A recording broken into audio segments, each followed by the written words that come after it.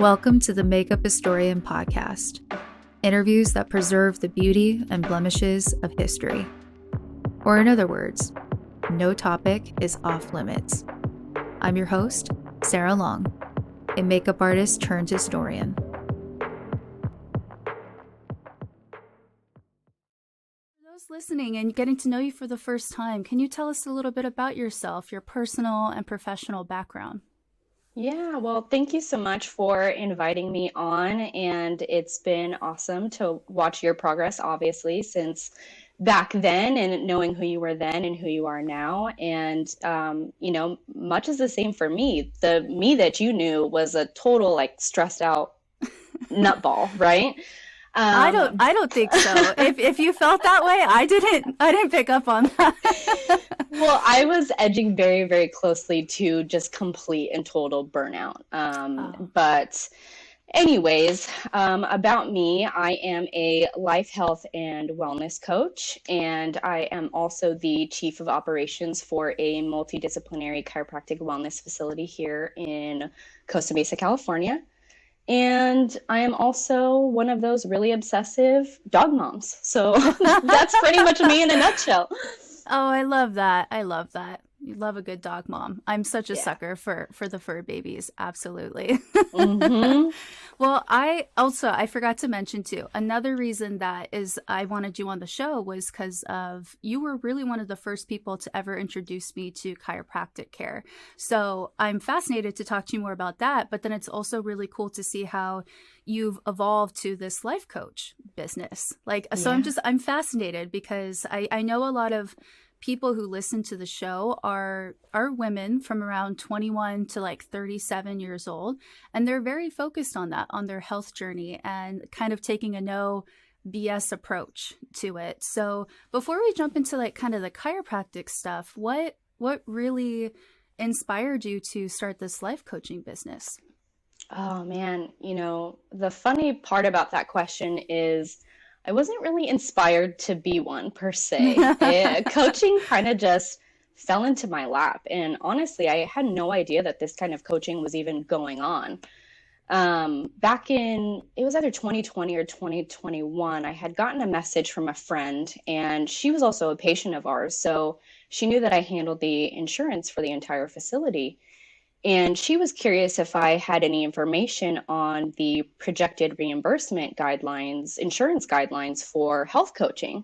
And me not even knowing that this coaching is going on, I'm like, wait a second, what do you mean what do you mean insurance is paying for this? I've never even heard of it. Yeah. But she's a good friend of mine. So, I told her I'll look into it and I'll let you know what I find. And, sure enough, digging into the research, I found out that, health coaches are being placed pretty much everywhere. We're seeing them in hospitals, private practices, even in corporate environments where companies are really starting to focus on the overall health of their employees. So, initially my thought was, wow, this would be something great to add to the practice, right? This would be a fantastic additional service of support that we can offer our existing patients. So I kind of just got into it off of that. The insurance reimbursements, it's still in the early phases of, implementing that type of coding or for them to even determine if it's something that will be reimbursable. But I thought, well, man, I better get on this now so that if it does become reimbursable, my foot's already in the door for it to be a part of the practice, right? Yeah. So that was my initial motivation. And I just started with health coaching. And pretty early on, I realized that there was definitely a misunderstanding of the term wellness. So at the time, I was promoting solely as a health and wellness coach. And I think a lot of people see that as a health and health coach, right? They just look at wellness as another term for physical health. But really, wellness is all encompassing of every aspect of health, mental, spiritual, physical, all of it. But I didn't want that public misunderstanding of that term to deter anybody away from working with me that I could really help. So I kind of just took on the term life coach as well, because it's a little bit easier for people to understand that we're looking at basically the big picture of your life. Mm-hmm. Yeah. No, that's That's fascinating. And I think it's so important to clarify the terms. And also in today's, like in the digital age, I think we are much more sensitive to that. And I Right. think sometimes we underestimate just how much of an impact that has, not only on a business, but on your own healing, just being very cognizant and careful with your language. And I remember Yeah. when we talked before, you were kind of a little, I don't know if you how you felt about the life coach term. So I'm glad that you had a chance to explain that a little bit more. That's fascinating to me, actually, especially as I've, Yeah. yeah. Well, the term life coach, the problem is obviously like in any industry, it's been muddied, right? With maybe less than ethical practitioners or maybe not substantiated practitioners. But it's kind of corny, right? You think of life coach, it sounds corny. I'm not gonna lie about that. So I did have just a little bit of an issue with it for that Hmm. purpose, and also because there hasn't been a term that I have found that really describes what we do really well. You Mm. know, counselor doesn't really work, mentor doesn't really work, coach doesn't really work. There hasn't just been terminology that I've found that really encompasses what exactly it is that we do. So I was like, I'll just take all of them. I'll use all of them and hopefully Yeah. people will get it. Well, I'm real big on speaking things into existence. And I think if that is your mentality, even if you don't, you kind of being ready to start something, in my opinion, is a myth. So I think like you just getting into it, even if you didn't have that exact word that you were looking for, by default and throughout the process, I think you will figure out exactly what it is that you want it to be coined. Because I think you're right. It's not exactly, um, it can sometimes, I think it can be a little bit misleading or hard to understand, but to me it seems like you're helping people find their authentic self and to be proud of it, to own it. So like that's from the outside looking in, that's kind of the impression that I get with the work that you're doing. Yeah. Am I on the right track with that? Absolutely, absolutely. My work is all about empowering individuals, Hmm. helping people shatter their limitations and conditioning and just really show themselves what they're capable of and give them a chance to actually pursue their real potential, and at the same time maintain their individuality and their authenticity in doing Yeah. so. So Which that's what I really work toward. Yeah, and I really, I mean, I think that's incredibly important because in today's world so much is fake. And and everything is so staged and it's filtered. And I really commend you for what you're doing because I think it actually is quite terrifying for someone to be their authentic self today, because what if someone doesn't like you, and Yeah, what if it's hard, but if you take a stand for anything, you're going to piss someone off. So absolutely. I have um a lot of experience with that. but I think it's so important, and I also think it makes a lot of sense with your background with chiropractic care. I think, I mean, I know there's a lot of stigma around chiropractic care. I experienced it myself, but I think the more I've learned about it, and after receiving the care, I think it makes total sense that there would be a connection there in your own personal background. Because, I mean, I don't have the fancy medical like jargon, but to me, chiropractic care really was the thing that kind of helped my body go into a rest phase. And then I've learned that only then can you actually start to do the additional healing. So I think Right. that seems to me, I mean, like it makes a lot of sense why there's that connection. Yeah, I mean, my work in chiropractic that holistic perspective has totally transferred over to my coaching, right? Like I said before, I'm looking at pretty much every aspect of these people, that they let me look at. And that's something that I really learned being, in the throes of chiropractic work and watching my doctors do it. So, yeah, it's been I didn't think the two could be connected, but, as days go by, I'm just amazed at really how much it has kind of transferred over for me. Yeah. So I'm curious, what type of methods are you employing to truly help your clients like find their authentic self and own that? How do you even Yeah. go about that? Well, coaching really differs from coach to coach and sometimes Ah, even niche to niche, right? Like if you're working with a spiritual coach, they may do it a little bit differently than I do it. But the foundational structure of my practice is really rooted in this harmonious balance between like intuitive artistry and evidence-based theory. So, Mm, with coaching being as young of an industry as it is, we obviously don't have as much coaching specific evidence-based research as we would like. mm, However, coaching itself has its own foundational roots that are from psychology, neuroscience, behavioral therapies.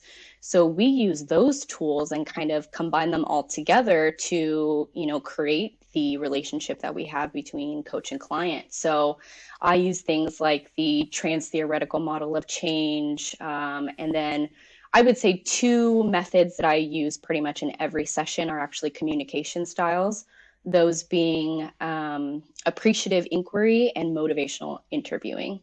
And those wow. two tools are really about evoking internal answers directly from the client. So I think a lot of people see coaching as like, especially health coaching, right? You think, okay, they're going to give me a meal plan, they're going to give me an exercise plan. And, I won't speak for the rest of the coaches out there, but at least for me, that is completely against the way that I operate. What I really try to do is guide clients to their own answers. So a lot of the tools and methods that I use are very strategic in helping elicit those types of responses to the client. Because if you can get a client to self lead, that is ultimately the goal, right? We want people to be able to lead themselves effectively. And once they get that first hit of self leadership, it's like the doors bust wide open, right? You get like an instant hit of confidence in whatever you're going after because it came from you. I didn't tell you to do it. I didn't, give you a program or anything like that. The answer came from you, and that's what makes it sustainable and long lasting. I think that's incredible and so powerful. And on it, and maybe that's why there's even a stigma sometimes against like kind of the work that you do, because it kind of goes against Western medicine entirely to have Yeah, someone be their own advocate and have the right. confidence and courage to do that. Because there, I mean, if there's anything I'm a conspiracy theorist about, I guess if you will, it's big pharma. I'm not a fan because as I've done my work to get stronger, I've learned that the body is designed to heal itself, and it can if you help it. And I think that really is kind of counterintuitive. Now, don't get me wrong. There are some things where it's like, for instance, if you need an orthopedic surgeon, like, okay, I want them, doing what they're supposed to be doing. But in other areas, I think it's it's a little tricky, I think, to navigate kind of healthcare these days, especially when you're balancing more holistic approaches with the behemoth that is Western medicine. So I think it's important what you're doing. That's Yeah. incredibly powerful too. Well, thank you. And you're absolutely right. I'm sure, especially over the last few years, there are people that are right there with us in terms of kind of questioning big pharma. But, as a consumer, as a patient, especially in our society where people are so busy and they don't have the time to like nitpick at every little detail involved within something as important as their healthcare, or they're at least not, told that that's an option for them. It seems, really debilitating. It seems like you're kind of at a loss no matter which way you go. So, you're absolutely right. Chiropractic and coaching is totally about individual empowerment, and that's, I'm here for it. Yeah. And this is kind of diverging a little bit from the questions I sent you, but it's based more so on my own. I'm just curious about this one. Sure. Based on my own life experience and uh, clients that you have worked with, is there, I'm trying to think of how to say this. Like, what's the number one or like another piece of advice you can give to young women in particular who are really scared to advocate for their health care? Because I remember being that way, at 21 years old, even 25, and just like, okay, my doctor said I have to do this, and just going along with it and not really standing up for myself. And it wasn't until I was in severe chronic pain and dealing with depression and anxiety, all of it at the same time, essentially hitting rock bottom, that I got the strength to start advocating for myself. But kind of putting together both of our experiences, I don't want other women to have to hit that rock bottom. Like, so with patients that you've worked with, is there some kind of advice to help like kind of get women out of that, like kind of break that mental barrier before it gets too bad? Oh, it's really tough because, as I'm sure you can attest to, we're basically conditioned to follow that path, Yeah. from inception. So, you don't really see a lot of people, even the ones that are kind of speaking up and taking the reins on their health, uh, their voices are, shadow banned or whatever, you want to call it, but the message really isn't getting out there. And I would say to, any young women, especially if you haven't reached a point where you have like a serious medical issue that you have to pay attention to, be so thankful for that and be proactive about it. Don't wait till you get too far into it to where, it's this huge uphill battle. If you're healthy now, make sure you're doing everything you can to maintain that health going forward. And if you do have a medical issue right now, know that you are your own biggest advocate. Nobody will ever know what's best for you better than you, and nobody will ever care about you as much as you can care about yourself. So that would be what I would say about that. I really love that. And I think it's important for everyone to hear that, but especially I know how much it hurts the a young lady. So I hope that, I think it will reach the right Yeah. person because I'm And that's always, oh, sorry, I didn't mean to interrupt you, but I was just going to say, always get more opinions. If something doesn't feel right in your gut, what you're hearing or what you're being told, get other opinions. There are plenty of doctors out there that will happily give it to you within, a no charge consultation or something like that. But seek answers if something doesn't feel right. absolutely. I agree with that 100% because Yeah. if I had just listened and kind of gone along with it and given up and didn't do my own independent research, I would still be living with chronic pain, and Yeah. dealing with some really awful things. But but it was that one more kind of leap of faith, like just keep going. You're going to find someone who understands what you're saying, and you just don't give up. Really don't give up on yourself. You got to go to bat for yourself. In your health journey, I've learned. Yeah, totally. And Yeah. if you are one of these people with, tons of like a huge medical team and you have a really serious issue and it's overwhelming, find somebody like a health coach. We work directly with practitioners in a lot of settings to where we become a part of your care team and we can advocate for you and, ask specific questions, find specific research that may be a little overwhelming for you when you're in that state. So if Mm. you need help like that, find a health coach. That is phenomenal. Oh my gosh, I wish I had that. Like that would have changed everything. So that's really great to hear. And this is the whole reason of doing the podcast is like I know there's people who listen who are dealing with their own health issues and even like we had another chiropractor come on the show, Dr. Madden, and had several people go to her and that helped. So this is my whole reason of if we put it out there, the right people, I firmly believe the right people will find the interview and utilize the information that we discuss. So now I want to transition a little bit, and I'm kind of Yeah. curious, out of your time doing this so far, what are some of the most memorable moments that you've had with some of your clients? Oh, this kind of goes back to what I was saying before about shattering limitations. Literally, any and every time I have seen a client completely prove themselves wrong for the better is, like a huge party. It's like a light bulb clicks on, right? And they are totally open to realms of possibility that they never considered before. And especially with this work and anybody that kind of pursues a personal development journey, it's nearly impossible to not talk about it and share about it with others when you start to see some results, right? So Mm. it's really rewarding for me to not only see my clients get these results and, pursue the potential that they are meant to have, but also to know that they're having conversations, in their families, in their relationships, in their communities. This thing that just fell into my lap has kind of turned into something that I really see as my responsibility and contribution to humanity.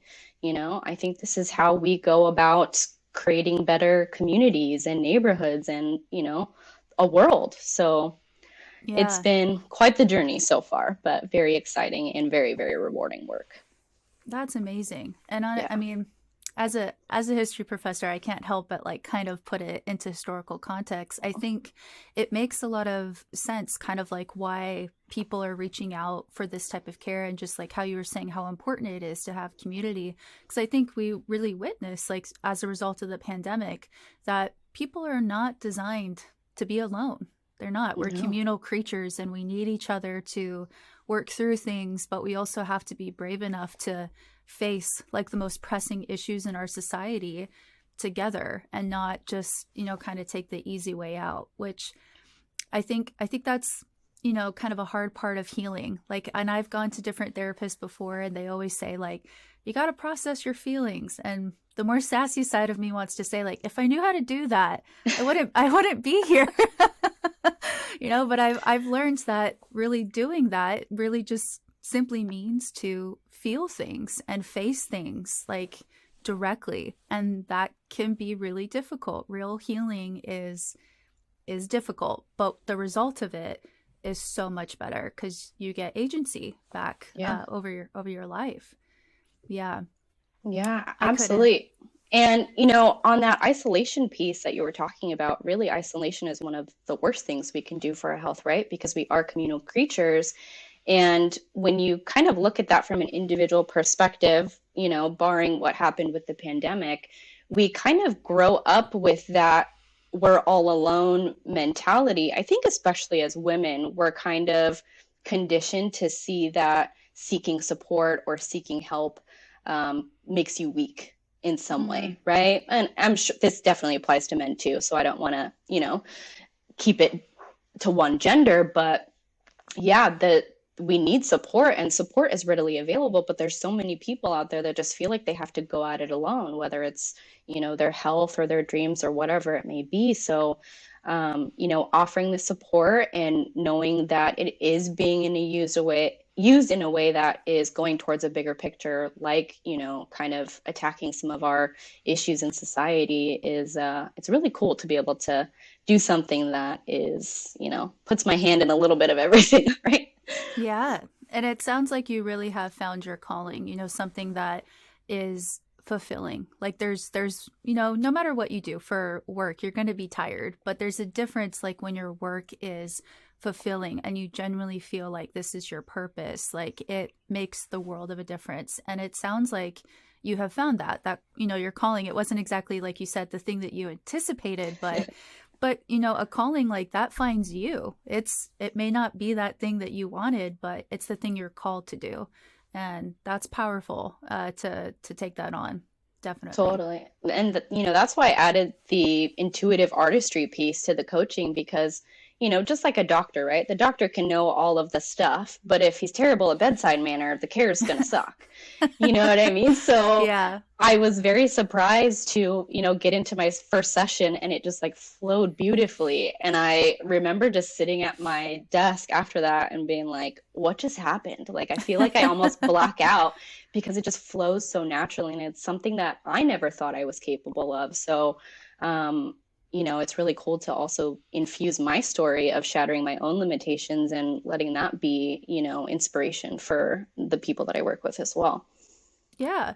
And diving in a little bit more to your personal story in regards to kind of now I mean, the next set of questions I had for you is a little bit more of like chiropractic history. That Yeah. in itself is like a dissertation topic. So we'll keep it a little bit, more focused. But Sure. before we get into kind of the history side of it, if you will, I'm a little bit more curious about like how you first learned about chiropractic care. Like, who was the first person who told you about it, or were you a patient?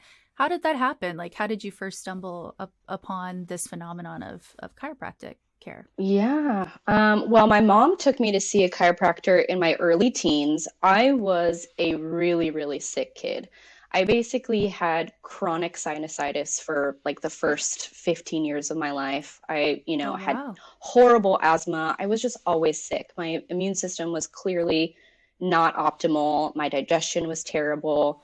I missed tons of school when I was a kid because of, how often I would get sick, and I was just uncomfortable. And I don't necessarily know that my mom was fully informed on like what chiropractors did or anything like that. I can only remember going to see that doctor she took us to maybe once or twice. So I don't know if there was any kind of treatment plan or anything like that. But I really started getting into chiropractic, in my early adulthood when I dropped out of college. My dad was really sick at the time. He had multiple heart attacks within a short time span. So honestly, college was just not something I even cared about at the time.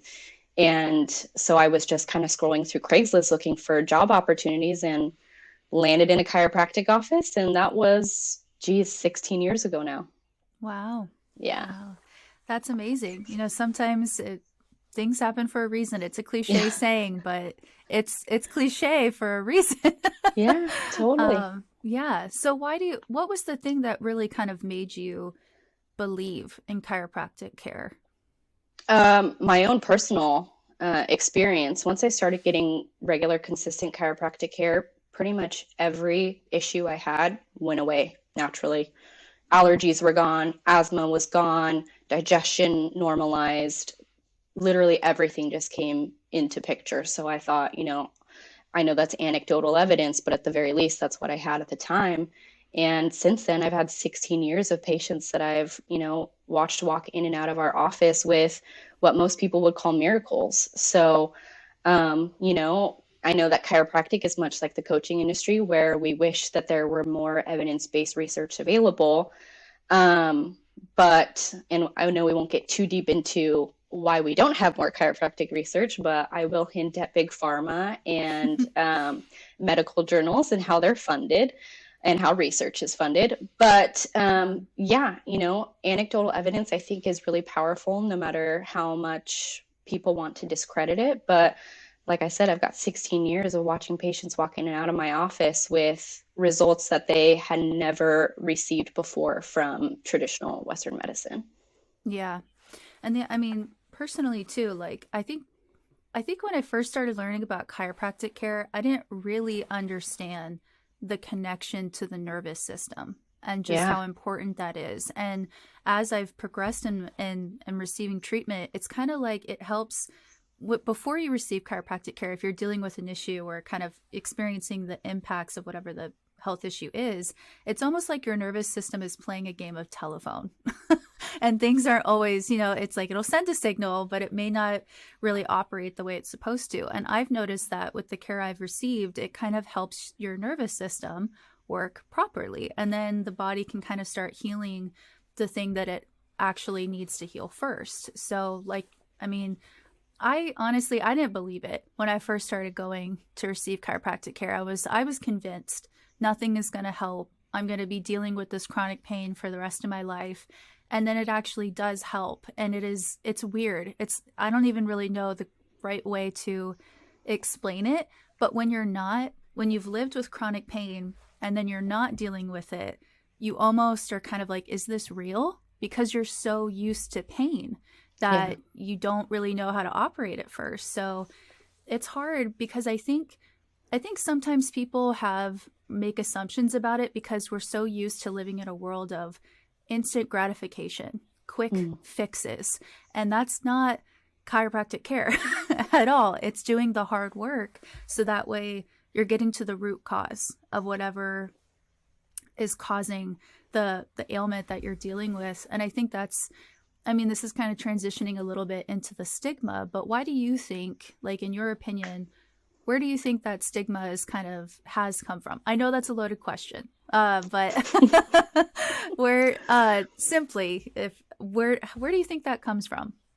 Um, it comes from conditioning, really, and I know this Mm. ties into kind of what we're going to be getting into later on in the episode, but it's just this. There's been a story that's been told about chiropractors for a long time, and it's just perpetuated. There are good chiropractors that are out there that educating their patients and their communities on the benefits of chiropractic care. But like you said, the behemoth of the pharmaceutical industry and Western medicine as a whole, you know, it's it's almost like laughed at almost immediately to most people, for most people, because they just assume, obviously they've been conditioned to assume that doctors just know what's best, and that is solely for medical doctors only.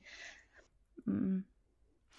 I think, and there is a book by the comedian. I think her name is Whitney Cummings. Is that her name? She I read one of her books because she dealt with chronic migraines, and that's what I used to deal with. But there was a part in her book that always stood out to me because she talked about how medicine is a practice. And she emphasized that a lot, and to not be so like, doctors don't know everything. We love to think that they do, but this is a practice and we're working through it. So she was, very keen on being kind of careful about that. Be careful of the doctors who think like, I know it all. That can be dangerous.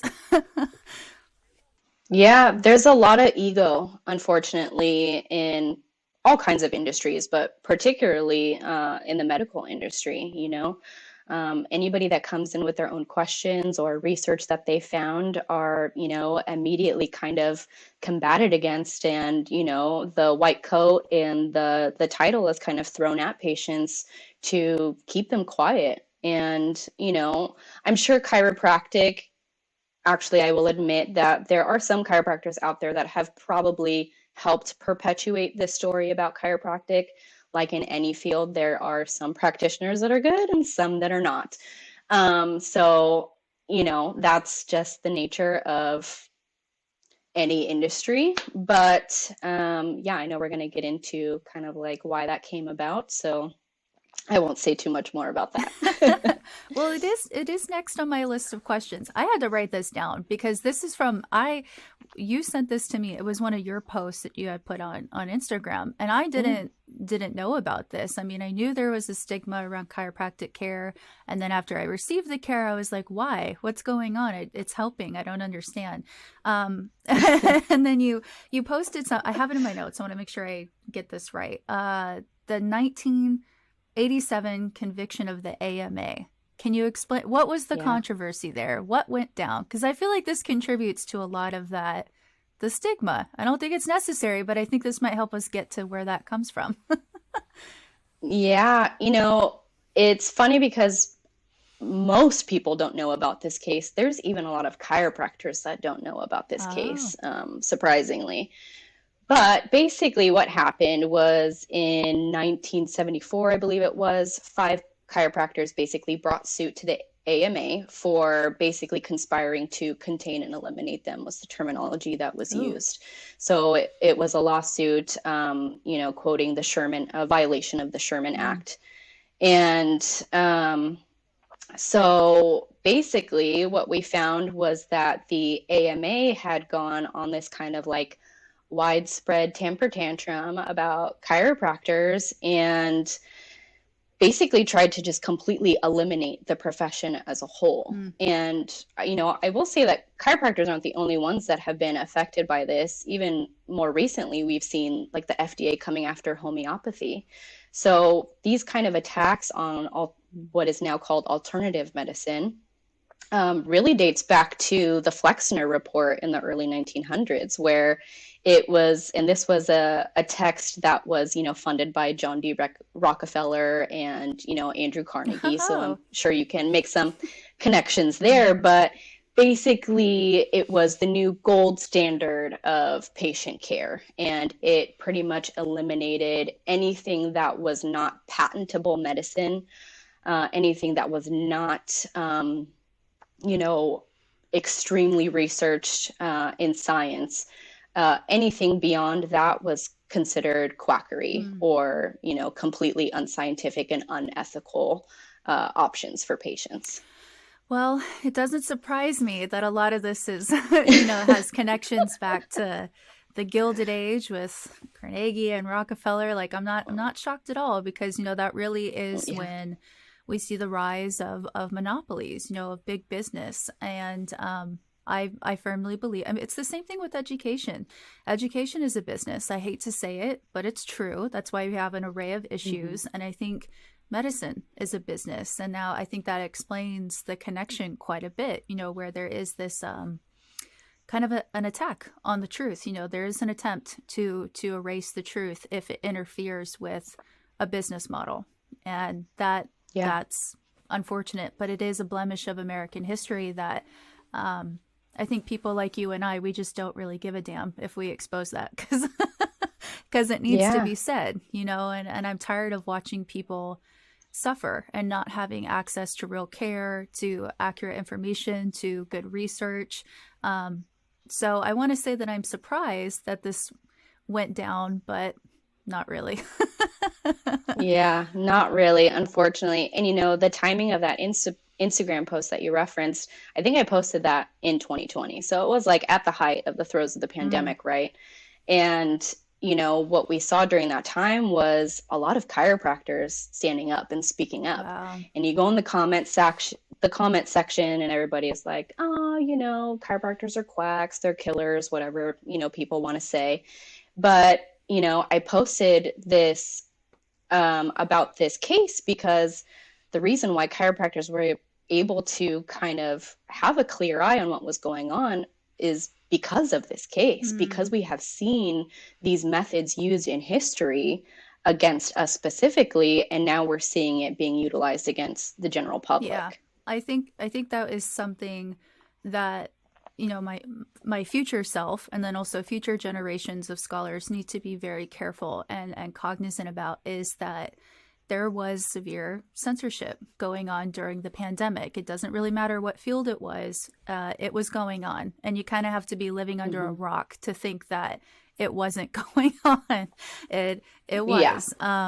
You know, and it makes me sad, but and we've experienced similar things like in the history field too, with censorship of research, and it happened during the pandemic. And even that saying, you know, like in times of a political turmoil or like a government takeover where there's a burning of the books, that saying actually has some very eerie, kind of morbid origins. But historians have been murdered and killed because they were essentially the living book. They knew too much. So I think that's why we Yeah. saw a lot of scholars be very careful about what they were saying and careful on social media, really, no matter what the field is, because we know that there's an attack, sometimes a literal attack, but definitely an attack on your reputation, no matter what your field is and how detrimental that can be. So it's sad, but I think we have to still push on, and we just have to be a little bit careful and more strategic with how we do it. But saying it is still very, very important. Um, and we kind of already touched on this, but I mean, what do you think have been the long term consequences of that case? Um, you know, Even though that conviction was back in 1987, we still see the effects of it happen in practice today. I could probably count on half of a hand how many MDs have referred a patient to us. Um, the collaboration is not there, right? And you would want, or you would believe that your doctors have your best interests in mind, and that could include collaboration with other medical care members. But we have, pretty much been excluded from that. So, that's one aspect of it where we don't really get to collaborate with as much of the medical field as we would like, because we can operate in, a primary care physician type of capacity, but also just in the mindset of patients. I have patients even still today that'll, call and say, "Oh, I saw my doctor yesterday. They said I shouldn't come see you guys right now." No explanation, no call from the doctor to talk to us about what exactly is being done, just like a straight, my doctor says no. And then just in public, there's still people that believe, chiropractors kill people, chiropractors cause strokes, all of these stories that they've heard, whether it be chiropractors are unscientific or, whatever it may be. Yeah. And that's so unfortunate because, and just like with education too, there's people who within the field ruin it. Like I remember, you know, when I worked with you guys, that you guys were the ones who told me be very careful of the chiropractors who don't do a full examination before. They're not doing x-rays before. Like be careful. There are people within the field that they're not doing things the way that they should be properly. And it's the same thing with education, but it's sad because that dilutes the significance of the chiropractors who are doing what they're supposed to be doing. But as long as and it goes back to what you were saying in the beginning of the interview, advocating for yourself, doing your research, not just listening to one person. You look at different sources, you take your time with it. And I know that's frustrating sometimes, but it's so important in the long run to advocate for your own health. And it's a journey, it's not a walk in the park. It's not immediate gratification, but the long run and outcome is incredibly, you'll be happy that you did the hard work. Yeah, absolutely. Yeah. So, and I'm kind of curious to kind of conclude our interview. What do you think? And this can be a little bit more broad. It doesn't have to be to the healthcare industry. It can be even a little bit more personal with, political things going on, personal things going on. What is something that you think is at risk of being left out of the history books right now? When I read this question, I was like, this is such a good question. And I had so many different ideas. But what I really think is at risk of being excluded is, what's not at risk of being excluded at this point, but True. To keep it simple, I would say just the bigger perspective of the concerted effort to disempower the individual, right? Like most people are looking at, issues in our society today and we're thinking, oh, it's just big pharma, or it's just education, it's just whatever. But when you really take a step back and look at the big picture, you can really see the interconnectedness of it all. And it's hard to look at all of those things, how they connect, and not come to the conclusion that our potential has been intentionally stifled for a long time. And the efforts to keep us stifled and increase that stifling only continue more and more as the days go by. Mm-hmm. I'm so glad you said that, because it's something I think about a lot, especially as a history teacher. It's very concerning to me to watch my country forego individualism and to be so eager to take the comfortable route and just let the government do everything for us. Like, I've never heard of anything so asinine before in my life. Like, this is not what Americans do. We don't do this. This isn't us. And I'm concerned. I'm concerned by that. So I'm glad you brought that up, because I think it's happening in almost every facet of our society right now, under the guise of things like globalism, or other ridiculous political things. But it's all in pretty packaging, right? It all sounds good on the surface level until you take a little bit closer of a look. Absolutely. Yeah, definitely. And then my final question for you, Neva, is what are some pieces of life advice that you have for us? You can do a few, we can do one. I'll leave it up to you. So it's funny because that additional question that you sprung on me earlier was actually kind of my answer to this. Okay. But that being, to just question everything you think you know and be your own biggest advocate in all aspects of your life. Take control. Life is not happening to you. You have so much more power within you that you have ever been taught to believe. And I promise you, if you're just willing to put in the effort and the intention, you'll find that to be true for yourself as well. So just, fight like hell for yourself. Oh, I love that. That was needed. So much. That was amazing. Thank you so much, Neva, for being here on the show and taking time out of your schedule. And, I am always here as your research progresses. If there's anything that you want to make sure goes in the history books or that people know about, that's what the show is here for. So you can always come back and we can expand on your research, or we can do an entirely new interview. But thank you so much for being here. Yeah. Thank you again for having me. This was a great first podcast experience. I hope that I do have more to talk about with you in the future. I would love to come back. So thank you again just for inviting me on and giving me a space to speak. Absolutely. Anytime.